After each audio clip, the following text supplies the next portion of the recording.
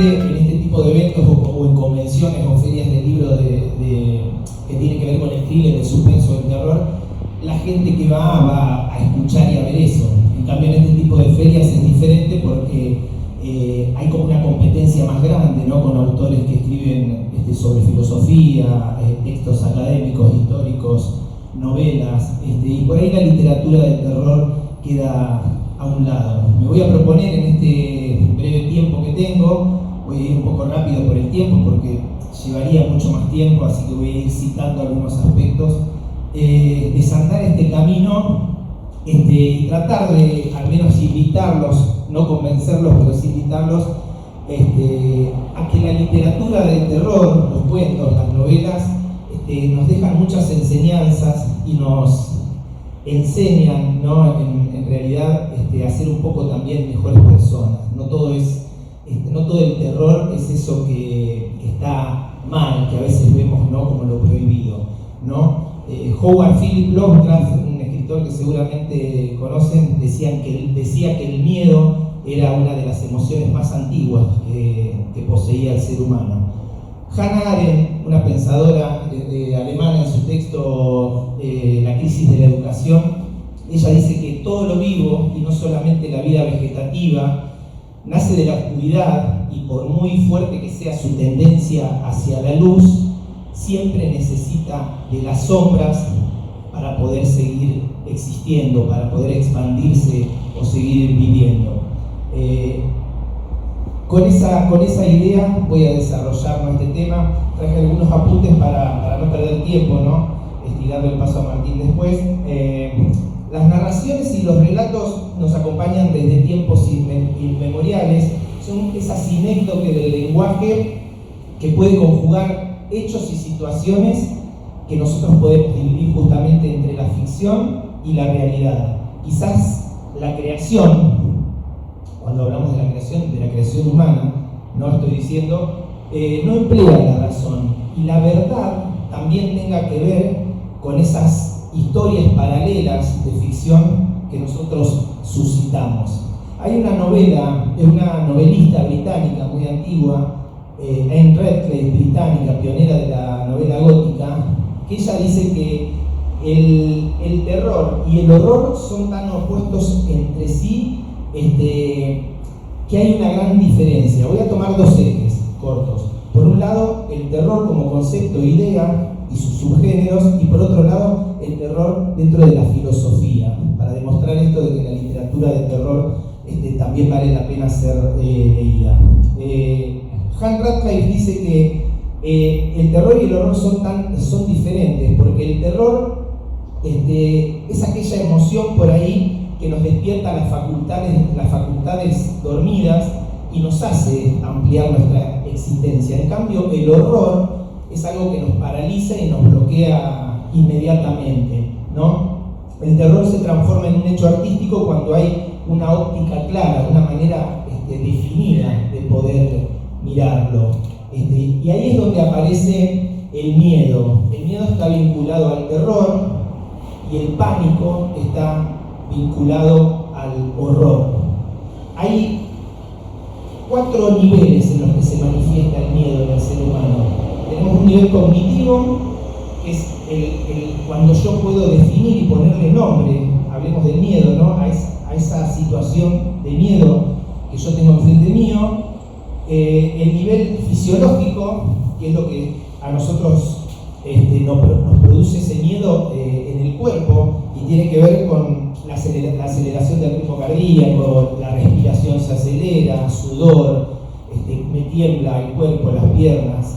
Un nivel conductual, que es, y acá es donde aparece el sistema nervioso autónomo nuestro, simpático y parasimpático, que deben conocer, que tiene que ver, lo simpático, lo activo, tiene que ver con yo me enfrento a una situación terrorífica y tengo 2 opciones nada más, enfrentarla, darle batalla o salir corriendo, huir, ¿no? Esto tiene que ver con lo conductual, qué conducta tomo yo ante esa situación. El neuronal es la última fase, y en lo neuronal el miedo comienza en una región del cerebro que se denomina amígdala, ¿no? Y la amígdala es justamente ese lugar donde se decodifican las emociones y donde yo guardo las emociones anteriores. Con este camino, ¿qué quiero ir diciendo yo? Que yo, a medida que voy sintiendo miedo, que voy procesando y conociendo esa emoción y pudiéndola manejar a nivel psicológico, físico y demás, voy adquiriendo más experiencia, ¿no? Y por último, en la parte del cerebro está también el hipotálamo, que es el que toma las decisiones de la huida o de la batalla que yo enfrento ante ese miedo. Esto a nivel un poco científico, lo digo, porque a mayor construcción que tenemos nosotros de la realidad, mi libro se llama La oscuridad de la luz. Los taoístas, los filósofos chinos, decían que ustedes deben conocer el yin y el yang, ¿no? Lo negro y lo blanco. Decían que tanto lo bueno como lo malo, una cosa no es totalmente mala y otra tampoco es totalmente buena y viceversa. Son complementarios. Y yo creo que la oscuridad y la luz, la sombra y la luz son complementarios en este camino que yo les quiero explicar. Hay una moral, podríamos decir, que tiene que ver con el terror. ¿Por qué una moral? Porque hay una construcción, de acuerdo a la sociedad. No va a ser el mismo miedo que tenemos nosotros los occidentales, que pueden llegar a tener los chinos, los egipcios y demás. Si yo no construyo el miedo, si alguien no me enseña a tenerle miedo, supongamos a un zombie, ¿no? Es difícil que alguien le tema. Entonces, vuelvo a esto, ¿no? A esto que explica la ciencia, ¿no? A esto que explica el cerebro, ¿no? Cuando yo voy acumulando esas emociones, aparece una moral que me va a hacer definir esa situación de modos. Y lo mismo pasa en la literatura, cuando yo voy a leer, voy a escribir o me voy a enfrentar la realidad. Y a medida que voy construyendo eso, voy adquiriendo un camino en la vida que va a tener mucho más sustento, me voy a poder posicionar de otra manera, va a haber una experiencia. Y si eso lo abro a una óptica que tenga que ver con la ética, parece un juego de palabras, ¿no? Pero hay una mirada ética de la situación. Si yo amplío eso, supongamos, como les dije recién, con diferentes culturas, y empiezo a ver de qué manera el miedo me afecta a mí, por qué me afecta, entonces ya la moral pasa a ser algo ético. El terror y el horror son dos emociones primarias, como les dije al principio, ¿no? El terror es una emoción primaria que nosotros compartimos con los animales, generalmente, porque el terror tiene que ver con eso que es provocado cuando creemos que algo horrible está por pasar. Algo está por pasar, yo tengo miedo, tengo terror, ¿no? Y el horror es cuando eso ya sucedió, ya pasó. Cuando lo que me iba a atacar o lo que yo estoy sintiendo o estoy viendo que me va a provocar algo, realmente ya me atacó. Son dos emociones que tienen que ver con lo que a mí me asusta y que generalmente están en la oscuridad, ¿no? Entonces, ¿qué es lo que realmente nos asusta a nosotros?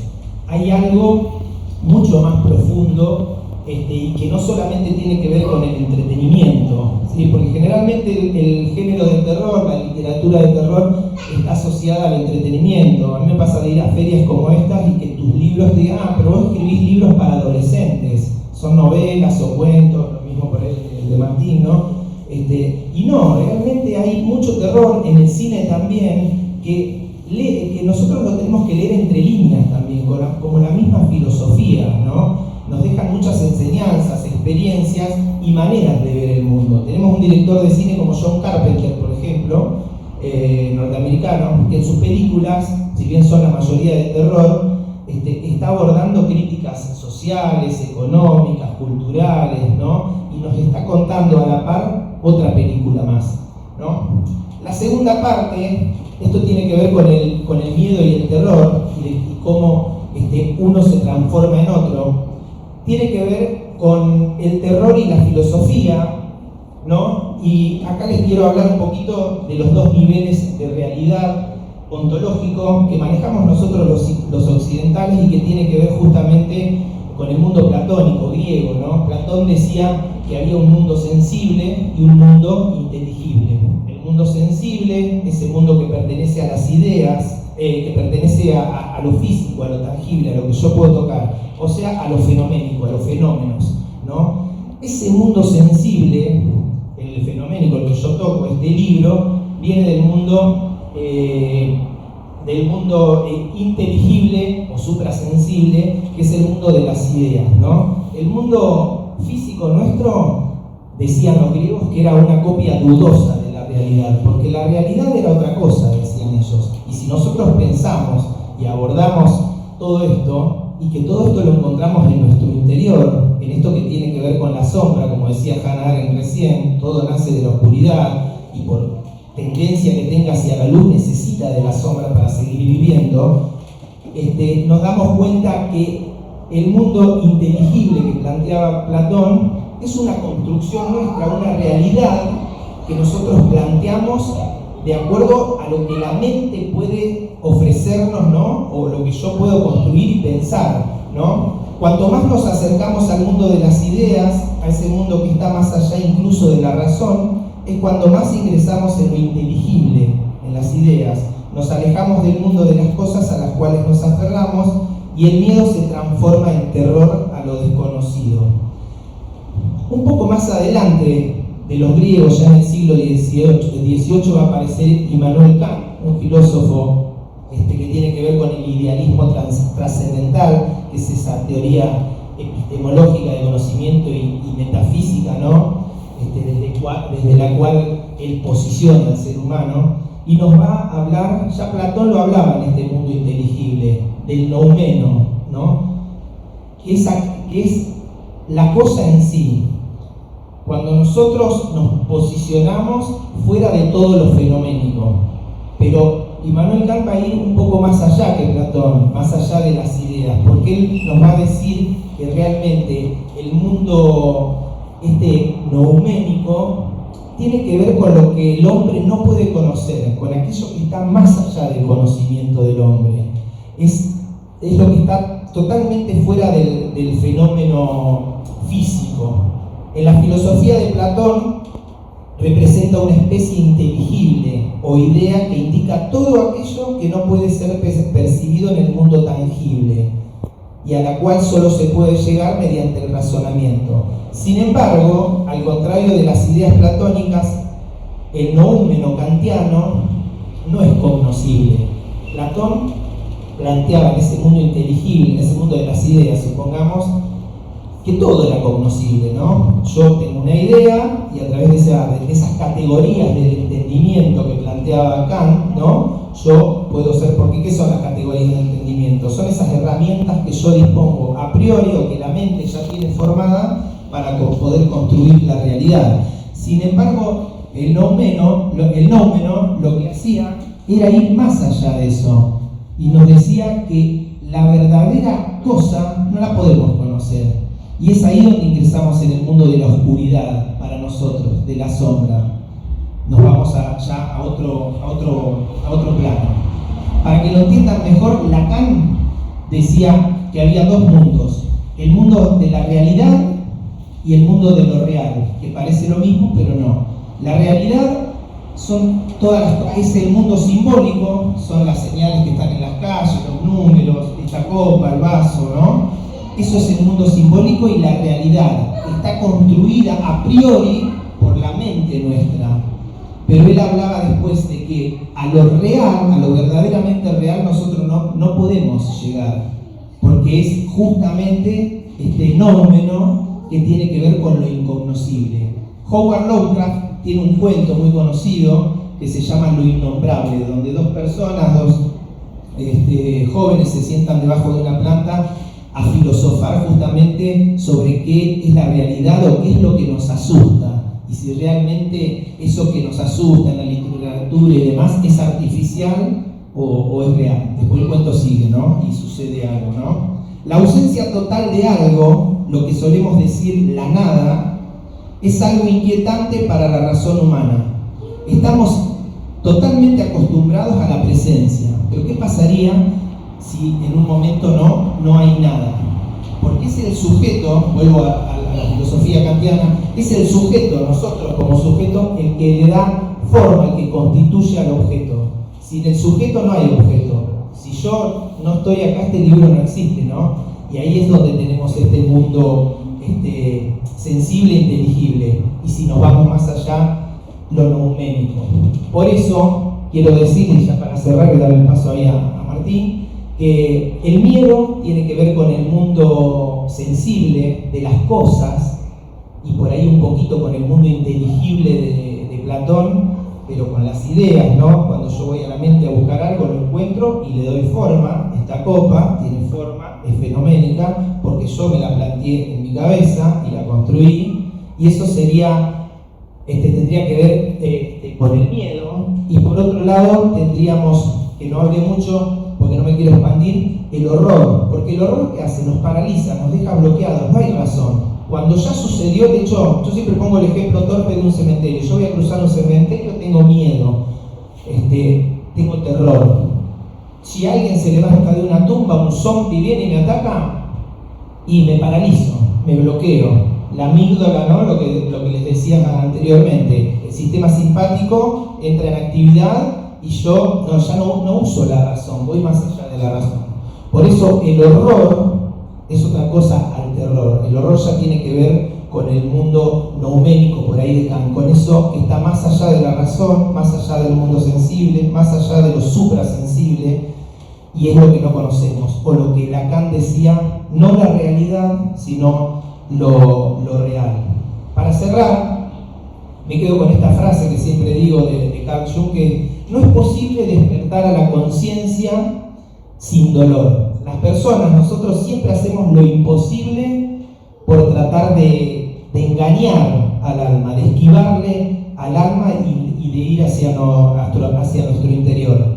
Nadie se ilumina fantaseando luces de colores, sino haciendo consciente su propia oscuridad. Cuando más voy a mí mismo yo y más voy a ese arquetipo de la sombra que planteaba Jung, más voy a poder poner en complementariedad lo bueno con lo malo, la luz con la oscuridad, y formarme no como persona, porque la persona es una máscara, es el mundo sensible, sino como individuo, que es lo que planteaba Jung, ¿no? Ir hacia adentro, y cuando yo voy hacia adentro no todo es bueno, no encuentro cosas lindas a veces en mí, ¿no? Pero es ahí donde yo me formo como individuo. Hay dos opciones entonces: renunciar a los misterios de la existencia, generalmente ubicados en las sombras, o adentrarnos en ellos y descubrir lo que hay cuando ingresamos justamente, así se llama mi libro, en la oscuridad de la luz.